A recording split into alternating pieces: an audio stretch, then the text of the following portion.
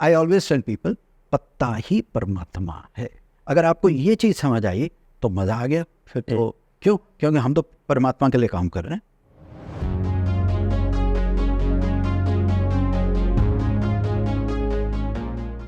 क्या आप ये भी मानते हो कि स्पिरिचुअलिटी और नेचर बहुत कनेक्टेड है आपस में?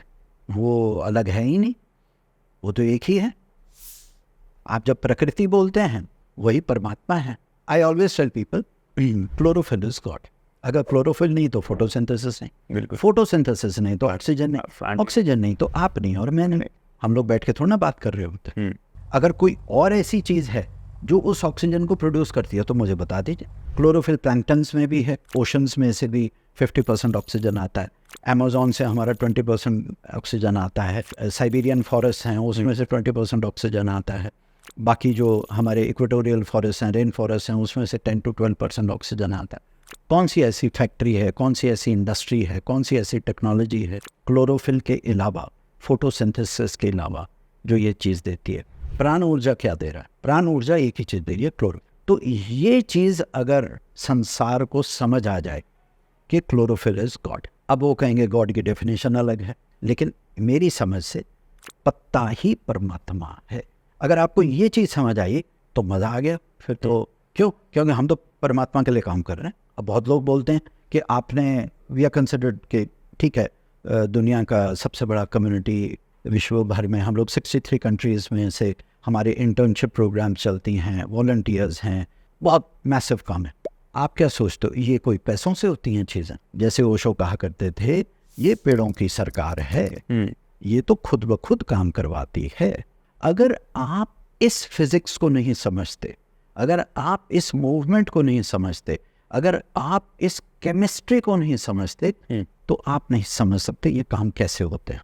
कोई ऐसी टेक्नोलॉजी नहीं बनी जो सीड को खुद ब खुद ऐसे ही उगा दे। उसको आपको मिट्टी में डालना ही पड़ेगा। वो जो उसको न्यूट्रिशन चाहिए, उसको जितना सोडियम चाहिए, मैग्नीशियम चाहिए, उसको जितना नाइट्रोजन चाहिए, जितना फॉस्फोरस चाहिए, वो ज़मीन देती है या पानी देता है या जो भी इंड्यूस्ड होता है। एक चीज़ मर जाती है, उसमें आप दोबारा जान नहीं फूंक सकते। चांद पे रॉकेट भेज सकते हो, लेकिन मैं आपको एक चींटी अगर मर गई, उसमें उसको आपको मैं कहूँ कि कोई ऐसी टेक्नोलॉजी हो जाए कि उसको दोबारा जिंदा कर दो, आपके पास नहीं है। तो कुछ तो ऐसा क्लोरोफिल से निकल रहा है ना।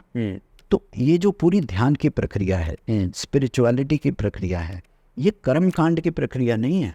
ये ऐसे नहीं है कि शास्त्रों के आपने मूल मंत्र याद कर लिए, आपने कपलेट्स याद कर लिए, आपने श्लोक याद कर लिए, आपने तोते की तरह आप रटते जाओ चीज़ों को, उसका कोई लेना देना नहीं। ये पूरे प्लेनेट क्या है? केमिस्ट्री है। मैं आज खुश हो रहा हूँ क्योंकि मेरे ब्रेन में वो केमिकल रिएक्शन है। आपको गुस्सा आ रहा है, वो ब्रेन का केमिकल रिएक्शन। पृथ्वी है, केमिकल रिएक्शन है। आज ये पूरा सोलर सिस्टम, ब्रह्मांड है, पूरा केमिकल रिएक्शन है। और उस केमिस्ट्री में कुछ ऐसे लिविंग फॉर्म्स हैं जिसमें इमोशन है, लाइफ है, डेथ है, बॉडी है, ग्रोथ है, लोकोमोशन है, मूवमेंट है, एक्सप्रेशन है। वो तत्व कहाँ से आया?